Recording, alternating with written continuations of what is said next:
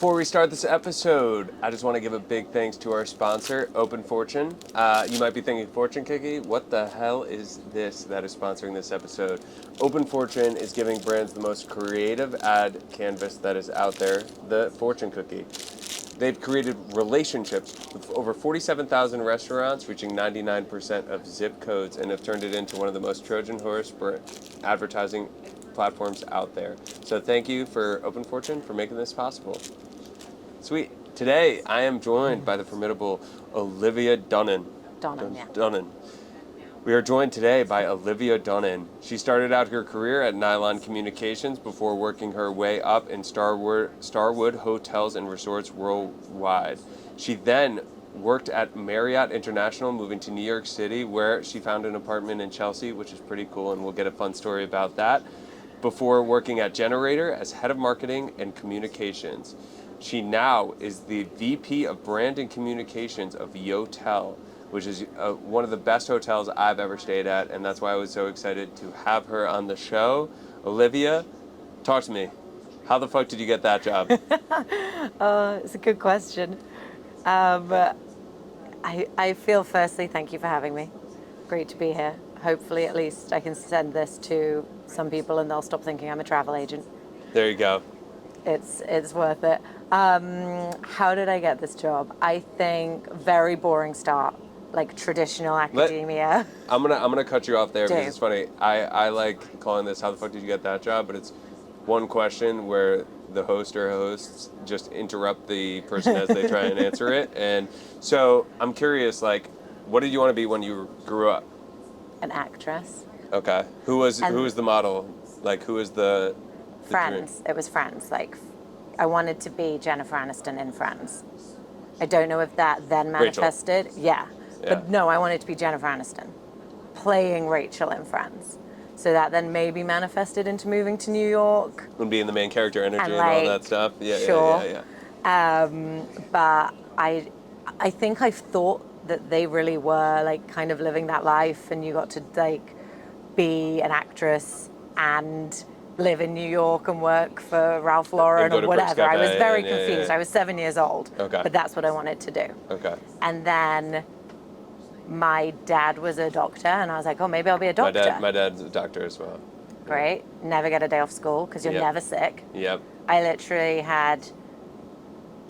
he sent me to school with appendicitis. What kind of doctor was he? A general practitioner. Okay. Yeah. So I might be one of the only people who sent to school for 2 days with appendicitis. And then the surgeon was like, wow, this nearly ruptured. I was like, speak to my dad. Anyway, so then I was like, maybe I'll be a doctor. I was terrible at science, so I don't know why I ever thought that would be a good idea. And so I kind of got to the traditional point of graduating high school, and I knew I wanted to go to university. I didn't know what I wanted to do.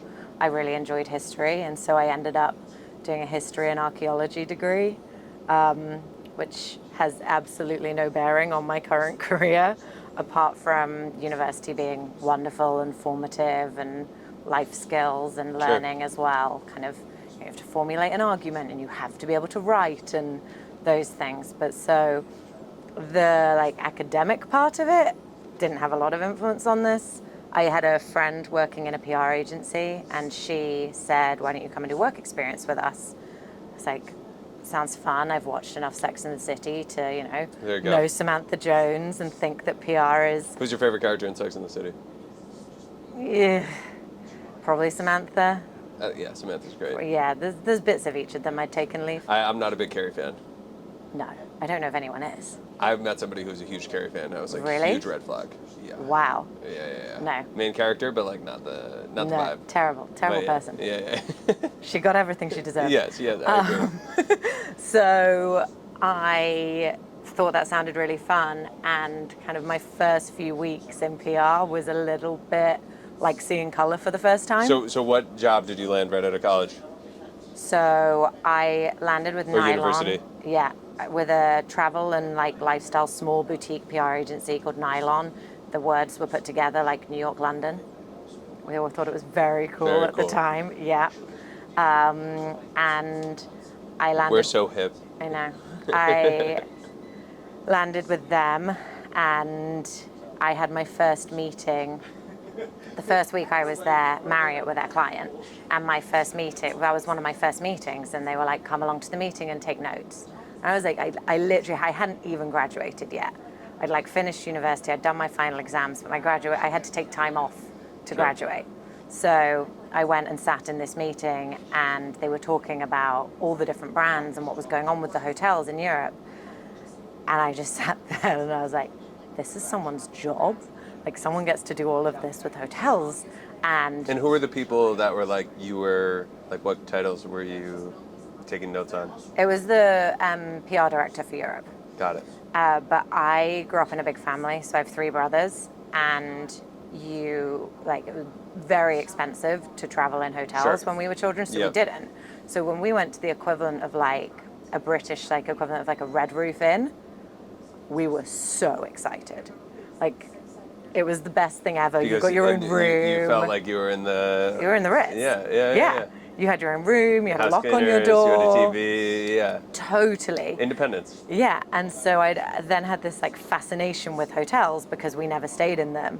And so kind of sat in this room where people were talking about brands and storytelling and press and hotels. I was like, whoa. This is cool. Like, this is it. I'm home. Yeah. I found it. That was week 1 of my job. That's awesome.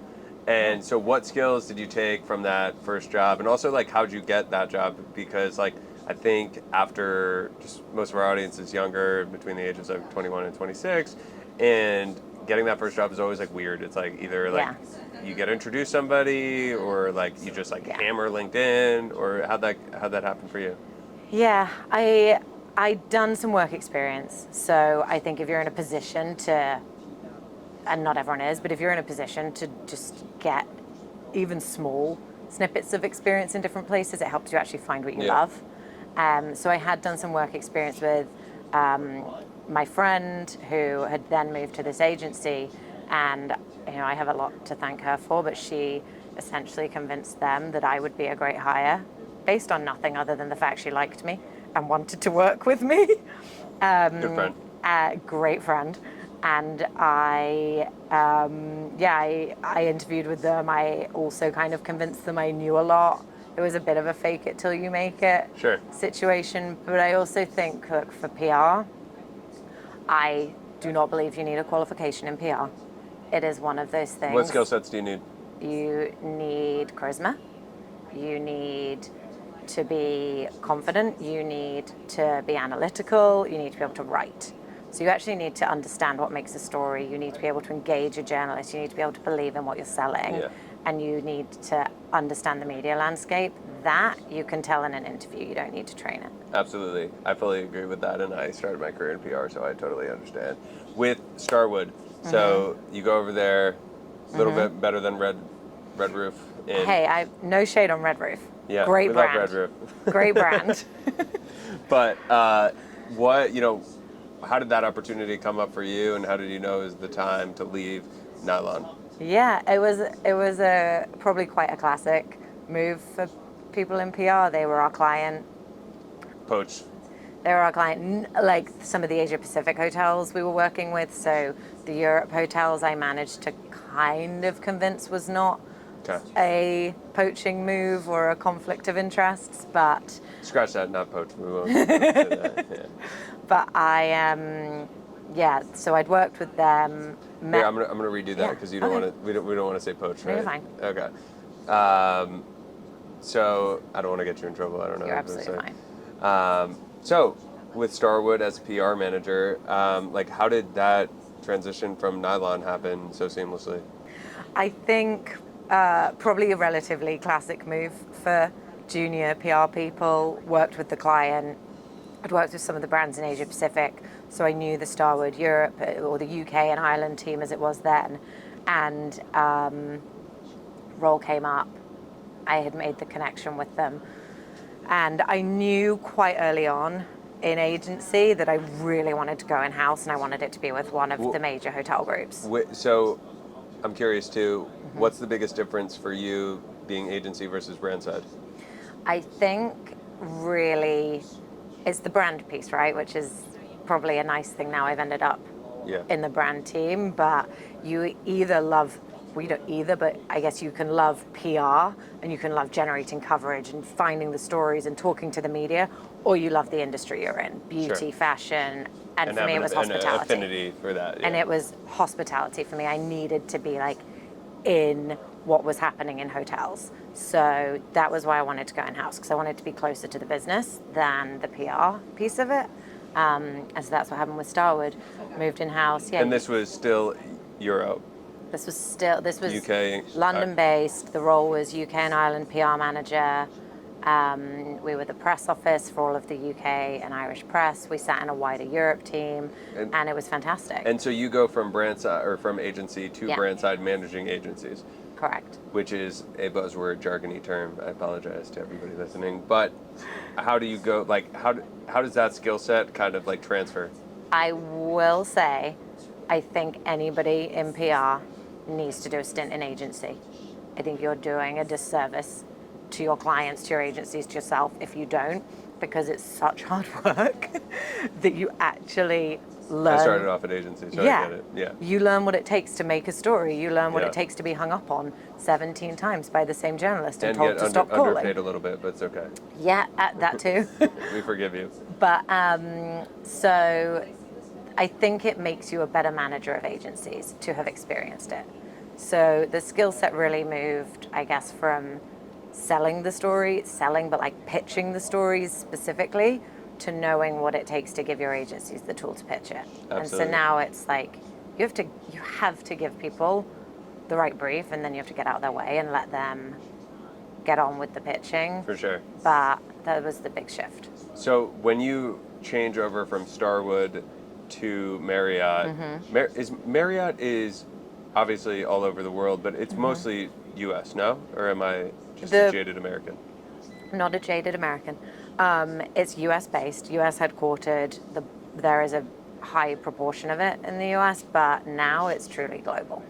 Gotcha. So at the time, Europe, the Europe portfolio was definitely significantly smaller than the US, but not small by Gotcha. most people's standards. So what about Marriott made that the right move for you then? I think that the difference was expanding the region. So it was a Europe role. So I was looking after the UK and Ireland. So to move into Europe, you got all this like A lot of territory to cover. a lot of territory, every country completely different, every media landscape was completely different. So it was a lot of new opportunity to learn France, Italy, Spain, Russia, and the difference in the media markets, what works, what doesn't. What's the best Marriott hotel in Europe? In Europe? It's I guess what you would traditionally call a Starwood brand. It's now a Marriott. I stayed recently at the W Costa Navarino, Okay. and it was like life-changing. Okay. Greece. I am going to. That was just a selfish question that I wanted to ask. Yeah, it was incredible. When you move over to lifestyle brands, like what for our audience, what is a lifestyle brand, and what did that entail for you? For me, I guess something being classified as a lifestyle brand on a very basic level, I'm looking to create something within that brand that appeals to something a consumer enjoys in their lifestyle. So what brands what are you under passionate Marriott? about? Yeah. So the brands that, if you want to put classic being, I want a traditional hotel stay that answers everything I need, from a business center or a conference room or a desk. That's your traditional brands. Sure. They're there to serve a great purpose. If you want a lifestyle brand, you're looking outside of the travel needs. What do people love? That is art, music, fashion, sports. Where are brands appealing to me outside of travel, even while I'm traveling? So I can be And then like, bringing them this, in. yeah, Yeah. this brand's a bit of me. Very And cool. it likes what I like. Therefore, if I stay with them, I am kind of furthering myself. It's a bit of a, sounds really Jargony. Say jargony, it. cliche. Say It's it. a bit of a Maslow's hierarchy of needs Okay. situation. Yeah, okay. Shelter. That's very low on the jargony terms that I've heard today. Okay. Yeah. Great. Very low. Maslow's hierarchy needs is probably ranked 7th out of a lot. Okay, So great. we will take it. Yeah, you've got your food and shelter. Sure. That's I need the right hotel at the right Sure. price. And as you go up to like the self-actualization tip, Yep. I guess you have people who are like, I want a hotel with art that I want to look at on the walls. Absolutely. I want a hotel that supports emerging music. And like, you can get all of this Yes. because there's so many brands now. Yeah. So if you can get it, then why not create a brand that offers it Absolutely. to consumers who want it? Absolutely. I want to talk about too, like you end up being the director of global brand marketing for Loft and Moxie. Mm-hmm. That's not PR. No. And it's adjacent and important, and I'm sure you're working with the PR teams, but it's not like, how'd you take that jump, and like what made you feel like ready for it and that you were craving it? Yeah, so I was in London. The Starwood Marriott merger was happening, so all these new jobs were being created as two companies came together. And we had an event, and one of the team from New York was over, and her name's Diana Pavlov, fantastic marketer. She ran entertainment marketing, which was kind of a hybrid between like traditional marketing, PR. It was events, it was experiential. Yep. And she had a role come up on her team in New York, and she'd said about it, and I was like, And this is where Chelsea comes in. this is where Chelsea comes in. She said she had this role, and I was like, I would do that job. And she was like, really? So I was like, yeah, do you want to move me to New York? She was like, I mean, I can try. And that was The rest is history. The rest is history. So you have to tell me about Betsy. Okay. Who is Betsy and why is she so important to this journey? Betsy. So when I moved to New York, and you're given a relocation specialist, which I had no idea what this was. I had landed, I had like 7 JFK, hours sleep, whatever. I wake up, and Betsy, head to toe leopard print, peroxide blonde Unreal. hair, about 65, 70 years old. She turns up and she's like, Olivia? Hey, Toots. Literally. Let's go to She Manhattan, was like, baby. Yeah, she was Estelle from Friends. Yeah, so good. And she sits down and she's like, all right, we're going to go to the bank. We're going to go to the social security office. But first we got to work out where you're going to live. I was like, okay.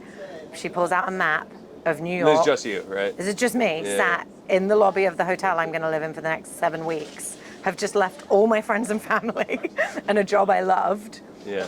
Opens a map and she goes, where do you want? I was like, oh, I have absolutely no I idea. just imagine her pulling out the subway map of Manhattan with all the lines, and She's got a big. She points to the Bronx. I live in the Bronx. You want to live in the Bronx? I was like, I don't think so. I don't think so, Betsy. Yeah. Love I don't the think Yankees, so. but no. She was like, what do you know? I was like, I know where my office is. That's one point. And I know I have a friend who lives in the West Village. She goes, you can't afford the West Village. Nobody can afford the West Village. Okay, Except thank for, you, Betsy. Carrie Bradshaw lived in the West Village, right? Yeah, that's why she's just a massive fraud. That's why she's the worst. No journalist. Nobody ever. Especially not. I actually she's don't. not I don't even know a any. staff writer. I don't know anybody who lives in the West She's Village. freelance. Yeah, but you can just maybe back in the 80s. I don't know. 90s. She'd never get the references. Yeah. Anyway, so Betsy goes, you can't afford the West Village. So I was like, thank you, Betsy. Here's the New York charm I'd heard about. She goes, what about Chelsea? You can walk to work. That was it. I was like, okay. They show me 7 apartments in Chelsea 2 days later, and I picked one, and that was that. The rest was history. The rest was history. And so what were one of the major differences between New York and London? Because I love talking about people about like cross-cultural exchange and just like being an expat and the other terms, but I think like work-wise, major differences was when you worked in a kind of Europe office, around the table would be English, Dutch, French, Italian, Polish, Russian, American. And so you have to adapt your style to meet all the different styles of these different kind of cultures. And everybody's very different, from absolutely direct to analytical, this. I came to America, 90% of my team was American, and I was called it a lot. Do we suck or not? Are we cool? You're cool. Right, I like cool. you. All right, we're cool. I love Americans. Cool. All right. Absolutely. But I was like the foreigner, which I was called a lot, and did suggest to the Social Security Office that they rebrand that term. How many times did you get, I like your accent? I got told I like my accent a lot. I will admit, I probably did take the advantages that the accent gives you, in that people think you're smart just by speaking. Just wear glasses and have the accent, and it's done. But so that was a big difference, right? Sure. You have, and that's absolutely fair that everyone's American. It's the size is equal. It's fine. Yeah. But that was a big difference. But I think in terms of the benefit of if the bulk of your consumers are American, living there, there's no replacement for living there. And that would be the same for any brand, whether it's you want to be in Yep. Asia Pacific, you want to be in Latin America. When you actually live there and you understand the culture, like an example of the difference, points. Americans are obsessed with points and credit cards And rewards and loyalty 5% back, and everything. And Have when you ever seen I the show, the coupon cutters, where they like, it's like, Yeah. actually, you owe me $20. But I would like sit at my desk and somebody would be like, what credit card do you have? I was like, what the fuck? Am I allowed to swear? I was like, Good. I don't. I moved here a few weeks ago. I have Yeah, no credit. 100%. So I have a Citibank debit card and people would be like, oh! People would turn around at their desk and be like, you don't have a credit, you got to get the Chase Sapphire. I'm like, I don't know what the words you've just said are. Yeah, that's capitalism. That's But- that it is. But we work in hospitality, we sell hotel rooms. Best channel that you always want to sell is direct. Yeah. And so the loyalty makes a huge difference. In Europe, the OTAs, Booking.com, Expedia are so big because no one's loyal, no one cares. Absolutely. So actually understanding those cultural differences from a business perspective, massive. Perfect. Yeah, I mean, that's amazing, that story about the credit cards, because I think I was talking to like an old friend who was like, I don't have a credit card, and I was like, what the fuck? And then I was like, why do I care so much that my friend that I haven't seen in a year doesn't have a credit card? But anyway, so you have your stint in New York, you have that main character Sex and the City spot, and then you decide to go to YOTEL. And personally, like I've stayed in YOTEL a couple times and I've absolutely loved it, and I thought the brand was so cool just from Thank you. I remember driving down like the West Side Highway or on it was Yep. either on like 9th or 10th Street, I forget. And 10th and 42nd. Yeah, 10th.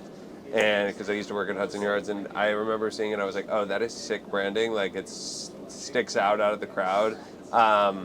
What about YOTEL made it the right move to be the VP of brand there? Yeah.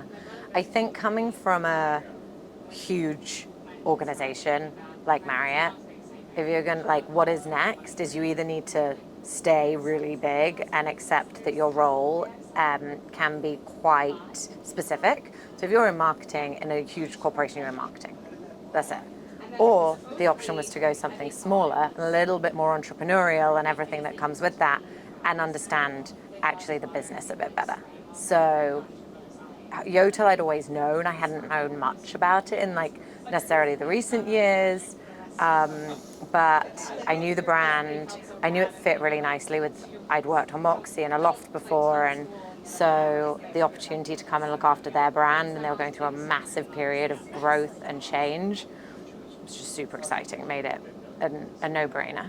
And like when you're saying like VP of brand and comms, like when you say that, like I know what it means because I'm in the industry, but like what does that actually mean? I did this with my dad in a restaurant. Explain to me. He literally was like, I still don't, and I was like, okay, give me the menu. Explain it to me like I'm 5. I was like, okay, this is me with my dad in a restaurant. Okay. I was like, this is a logo. The way they name their food is all fun because they're trying to be a fun brand. Keep it going. This is Like good. the pictures, the way they photograph their food, the way they communicate about it. On the back, Dad, they're driving people to social because they want to take you outside of just the restaurant to keep learning about the hotel. So that's them pulling you into their digital ecosystem. The website's on there too, and then the napkin. Look how the napkin, has a voice. I'm like, that napkin talks about like, oops, you spilled. Like, Dad, that's called a brand voice. And that's what I do to make the big bucks. Literally. Yeah. No, I have also, so I'm a huge Diet Coke fan. I'm also addicted. It's like- We got some, I think. I find I got it some to Diet- be yeah, like a part of my Yeah, personal yeah. branding. So if I go somewhere and I ask for a Diet Coke and they say, and this is no shade to Pepsi, everyone has their corner, Yeah. but if they say, oh, it's No niche. Pepsi, is that okay? I'll say, I'll take a sparkling water. It's that different to me. So from a branding perspective for a hotel, I want somebody to go 3 blocks out of their way because they love the brand. Instead of it just being location, price, 100%. yeah. I'm curious about brand because I run marketing for our company, and like with how do you get there's a lot of employees at YOTEL, right? Yes. There's the front staff, Yeah. there's the cleaners, right? There's I'm sure I'm missing a ton, right? But how do Yes. you get them to embody the brand and like buy in and actually feel it? Yeah. Because I feel like that's a struggle for head of brands everywhere. 100%, and it's so much more of a struggle when you're not just selling a product that goes on Sure. a shelf. It's we work really hard in head office, but Well, it's an experience too. the minute you get to the hotel, that's everything. So we have a really strong culture. So YOTEL was created to challenge the status quo of the hospitality industry, and we pull that culture training through every employee. So they understand that you work here because you challenge the status quo, because you are authentic, creative, smart. Sure. And so basically by instilling the culture into them and getting them to be proud of who they work for. And we physically do this by going around every single hotel and delivering this training regularly so that people think, if someone thinks I love working here, that then has an effect on the guest who understands that they love working there. And that's, What were some of the biggest pain points coming in as brand, and how did you address those? Yeah, nobody likes somebody who comes into a brand and wants to change everything. It's a very annoying thing to do. It's exactly what I did. No, I'm joking. The brand was fantastic, and I had the most interesting thing with YOTEL because I came. YOTEL had a prior. I knew YOTEL prior to Yeah. the last 2 years that you worked there, and I thought their brand was exceptional. They have very strong branding, and they have, what's even better is they have an incredible product. So to come into something where almost the product outperforms the branding was very unusual, because normally you get these like Vice versa. ridiculous Big brands promises. created, Yeah. and the products are let down. Sure. So change is a pain point, but what we looked at, most importantly, was that the guests who we had created the brand for previously had changed. The way people travel has changed, the people traveling has changed, bucket lists no longer exist. It's a to-do list because you thought at one point in 2020 you were never going to get to travel again. So that's gone. People are like, even if I don't get my hair colored, I'm going to Singapore.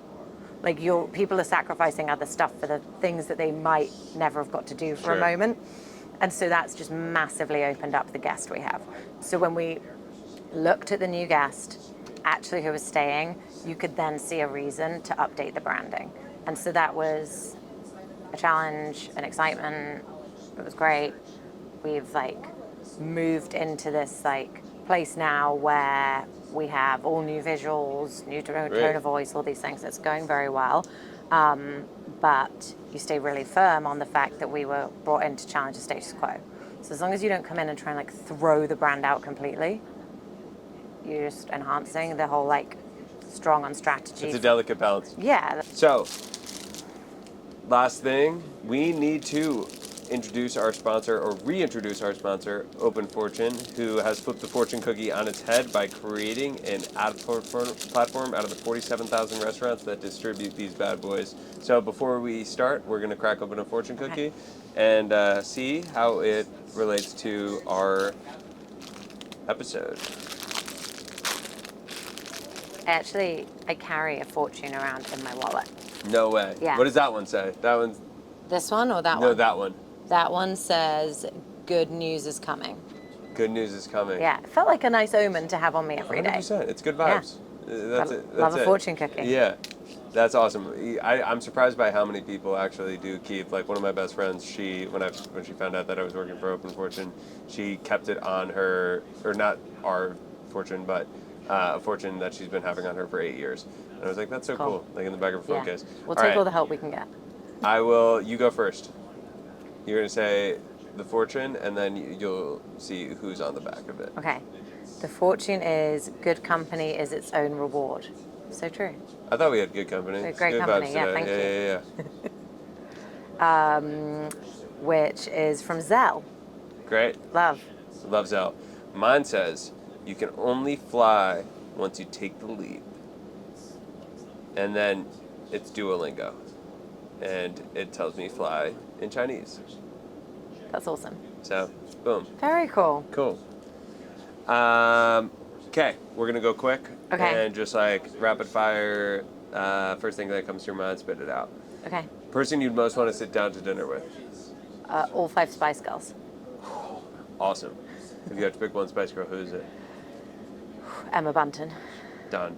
Favorite Oh city in shit, the world? Victoria Beckham. All right, we'll change it. Victoria Beckham. Favorite city in the world? New York. Is it okay to sleep with socks on? Yes. Boom. My team. Favorite rom-com? Oh, 4 Weddings and a Funeral.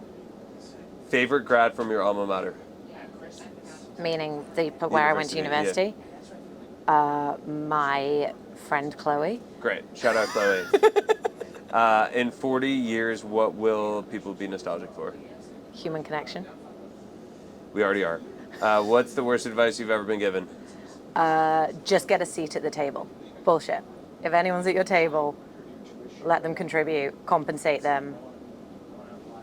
It's I not love enough it. just to get a seat.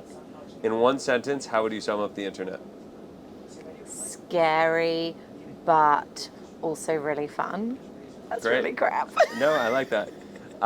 If you were to put a message in 10,000 fortune cookies across the country, or 10 million fortune cookies across the country, what would it say on the fortune side? Good news is coming, because that's the one I Done. carry in my wallet. Yep. And in 2033, where can we catch you? Oh God, hopefully retired in the Alps, skiing and walking in the mountains. Love it. Well, I hope to see you there. Okay, you're welcome. Open invite. Amazing. I can't even work out when 2033 is from today. 10 years. 10 years. Yeah. Yeah. I was like, I think not I did hired that math right. Didn't get this job for my maths. Me neither. That's thank only you, 10 years. Olivia. I won't be retired. Sorry. Yeah, it's all good. Great to see you. Great to Thank to have you. you on the podcast. And Thank you. hope you have fun. Thank you so much for having me. I had a lot of fun. Sweet.